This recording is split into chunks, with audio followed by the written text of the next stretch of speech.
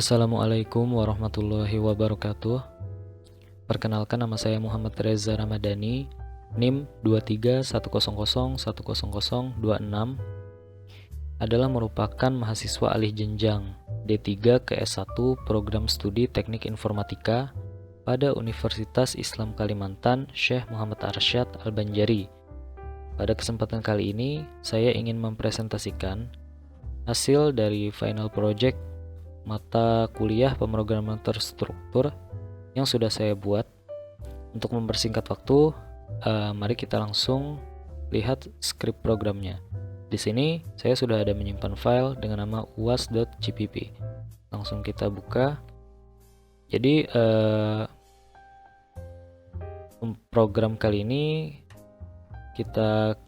saya kembangkan dengan menggunakan bahasa pemrograman C++. Oke, ini adalah tampilan skrip programnya. Jadi di baris pertama di sini ada pagar include iostream. Ini adalah merupakan file header. Nah, kemudian di baris ketiga ada using namespace std. Ini adalah compiler yang bertugas untuk menjalankan semua instruksi yang ada pada file header. Dan kemudian di baris kelima sampai dengan baris ke 144 itu adalah merupakan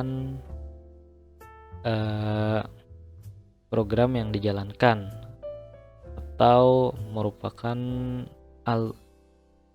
inti dari program ini. Jadi program dijalankan itu ada di dalam main. Nah, ente main. Oke, lanjut ke baris ke-6. Ini adalah konstanta dengan tipe data int atau integer dengan nama variabel diskon yaitu 10. Nah, ini karena konstanta maka dia bersifat tetap atau nilainya tidak berubah, jadi selalu 10. Kemudian di baris berikutnya saya juga membuat sebuah tipe data integer dengan variabel pilihan, total paket, banyak, hasil, yang nilai hasil itu adalah sama dengan 0. Nah, kemudian di bawahnya juga ada tipe data integer dengan variabel x sama dengan 0. Selanjutnya tipe data masih integer dengan variabel total seluruh pesanan. Nah, jadi di sini saya ada membuat tipe data integer dengan berbagai macam nama variabel. Kemudian selain integer, saya juga menggunakan tipe data char untuk mencetak karakter atau untuk menyimpan nilai dengan bentuk atau tipe karakter. Jadi di sini variabel-variabel tipe data char ada pilihan paket, yes no, dan juga WCM. Nah, kemudian selanjutnya tipe data yang ketiga adalah bool atau boolean. Pada tipe data boolean ini hanya terdapat dua nilai saja, yaitu true atau 1 dan false yaitu 0. Nah, selanjutnya saya juga membuat tipe data string. Tipe data string menyimpan sebuah data di dalam variabel menu yang mana data tersebut adalah merupakan data array. Nah, di sini saya buat array 1 dimensi.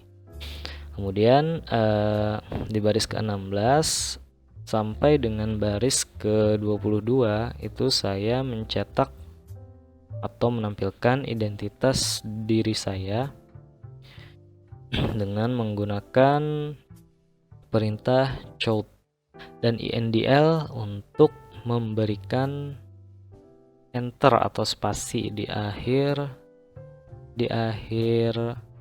kata yang saya cetak. Masih sama di sini di line 24 atau di baris ke-24 saya juga menampilkan perintah apakah Anda ingin melihat menu dengan memberikan opsi untuk mengklik atau menekan tombol Y atau N. Kemudian chin ini merupakan inputan. Nah, kalau chout ini menampilkan output, chin ini menerima input. dari user yang menggunakan program ini. Kemudian hasil inputannya nanti akan disimpan ke variabel WCM yang tipe datanya adalah char tadi. Nah, kemudian di baris berikutnya ini saya berikan sebuah pengkondisian atau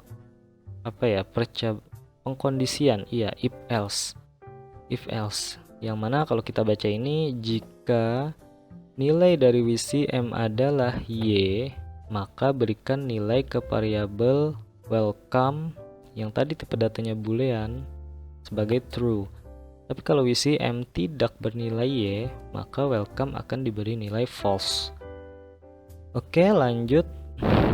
Jadi ketika di line 32, ketika kita sudah mengetahui tadi nilai dari welcome, dia akan membaca lagi, jika nilai dari welcome sama dengan true, maka program yang ada di dalamnya akan dijalankan. Dan saya tidak memberikan else di sini. Nah, jadi dia habis di sini if-nya. Jadi ketika welcome tidak bernilai true atau welcome bernilai false, maka program akan otomatis tertutup. Oke, kita lanjut. Di baris 33 masih menampilkan kata, yaitu list menu dan paket. Nah, kita menampilkan list menu dan paket ini menggunakan perulangan dengan perintah for, yang mana for ini akan mengulang sebanyak 3 kali. Apa yang diulangnya? Yaitu variabel menu yang berisi array 1 dimensi tadi. Nah, jadi array 1 dimensi pada variabel menu ini akan ditampilkan di dalam for ini. Kebetulan karena menunya ada 3, jadi di sini saya bikin perulangannya sebanyak 3. Nah, kemudian ini ada fungsi increment. Nah, teman-teman, jadi di sini kan kita sudah mendeklarasikan variabel n, tipe datanya adalah integer. Kemudian di bawah sini kita beri nilai bahwa n itu sama dengan 0. Kemudian diulang sebanyak 3 kali. Dan setiap perulangan itu ditambah-tambah atau tambah 1 hingga mencapai 3 kali. Nah, oke. Kemudian di baris selanjutnya, baris ke-39, itu saya juga memberikan perintah perulangan. Tapi kali ini dengan perintah do while. Jadi sama seperti for, hanya do while ini dia menjalankan dulu perintah 40 dan 41-nya. Kita diminta untuk memasukkan menu yang dipilih. Nah, jadi ketika kita memasukkan menu dari sini nih, dari array 1 dimensi yang kita tampilkan, nah dia akan membaca. Kembali kita memakai pengkondisian, cuma tidak pakai if else, melainkan kita pakai switch. Nah, switch case yang pastinya. Oke, ini juga merupakan bentuk pengkondisian. Hanya saja ini lebih ke case-nya gitu. Ke kasus yang kita pilih. Jadi di sini tadi kan masukkan menu yang dipilih. Di sini kan form menampilkan menu. Kemudian di sini adalah inputan kita. Nah, kita memilih menu yang mana nih? Nanti inputan kita akan disimpan ke variabel pilihan. Variabel pilihan tadi kita lihat tipe datanya adalah integer, sehingga dia akan mengambil bilangan bulat dari inputan kita. Oke, ketika variabel pilihan terisi dengan inputan kita, maka switch akan membaca nih pilihan kita integer angkanya berapa. Kalau 1, maka yang ditampilkan adalah list paket ayam goreng beserta harganya. Nah, kemudian ini kasus ya, semisal nih kita memilih 1 ya, list paket ayam goreng. Di dalam sini juga terdapat pengkondisian if else, yaitu if else 3 rangkap ya ini ya. Nah, ketika kita Jadi program ini membaca jika kita memilih pilihan paket A atau pilihan paket A. Nah, ini dibacanya A kapital atau A tidak kapital. Maka total paket ini adalah variabel yang tadi tipe datanya adalah integer. Oke, total paket diberi nilai 13.000. Tetapi jika pilihan paketnya B atau B kecil atau B kapital juga, total paket diberi nilai 15.000. Begitu pula dengan pilihan paket C kapital atau C kecil, total paket diberi nilai seharga 20.000 sesuai menu. Nah, apabila tidak A, B atau C, maka program akan menampilkan bahwa paket tersebut tidak tersedia. Jadi kalau kita menekan tombol selain A, B atau C, program akan menampilkan pesan bahwa paket tersebut tidak tersedia.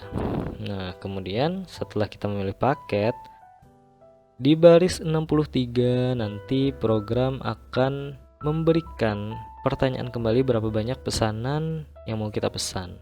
Ketika kita kemudian kita input, dan inputan kita akan disimpan di variabel banyak. Nah, variabel banyak kita tahu tadi tipe datanya juga adalah integer. Oke. Variabel banyak, kemudian total seluruh pesanan. Nah, di sini terjadilah operasi aritmetika. Jadi total seluruh pesanan itu disimpan dalam bentuk array. Nah, jadi pesanan kita apabila ada pesanan berulang, makanya di sini kan dia memberi pertanyaan lagi apakah ada pesanan lain. Ketika kita pilih yes, kemudian kita pilih lagi pesanan di atasnya, itu otomatis pesanan yang awal kita pilih akan menjumlah kembali dengan pesanan kedua dan pesanan berikutnya yang kita pilih, disimpan di dalam array satu dimensi. Nah, kemudian dihitung dengan operasi aritmetika yaitu perkalian. Oke, kemudian apabila sudah selesai,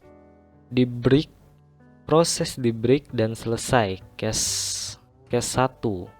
Nah, begitu pula dengan case 2, flow-nya sama seperti yang saya jelaskan pada case 1 tadi.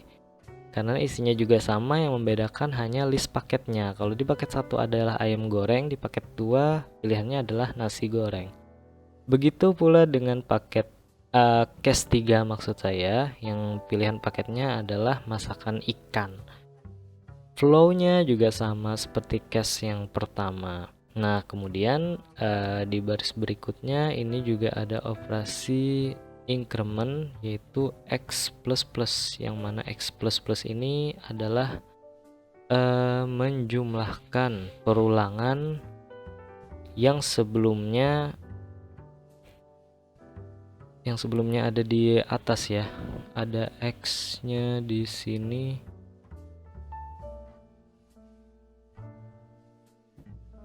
Kita bisa baca dari kurung kurawal ini. Nah, switch, maka variabel x-nya akan ditambahkan supaya array di sini dia bisa dinamis. Array yang ada di dalam menu case tadi atau di dalam switch case tadi, dia bisa dinamis bertambah sehingga jumlahnya juga akurat ketika dijumlahkan. Oke, selanjutnya barulah ini proses while-nya. Nah, apakah ada pesanan lain tadi ya kan? Nah, dia nanti akan memproses ke sini. Ketika kita pilih atau kita tekan Y kapital atau Y kecil, dia kembali akan menampilkan menu. Nah, mau pesan apa lagi kita kayak gitu. Nah, kemudian di baris berikutnya itu tetap sama, menampilkan kata pembayaran dengan operasi aritmetika. Oke, aritmetika yaitu penjumlahan. Juga dia mengulang array, yang mana array-nya dilistingkan dengan variabel i. Nah, oke, mungkin I tadi ada di dalam case ini. Coba kita di sini. Dia dilistingkan di sini I sebanyak XX yang sudah diinkrementkan tadi. Barulah di sini program akan menampilkan total pesanan, diskon, kemudian total bayarnya yaitu hasil total pesanan kan ini hasil nilainya akan ditampilkan hasilnya. Kemudian ketika didiskon 10% akan terlihat potongannya, nanti hasil dibagi diskon konstanta yang 10% tadi. Kemudian total bayarnya adalah hasil dikurang harga diskonnya. Nah, barulah muncul. Oke, untuk memastikan lagi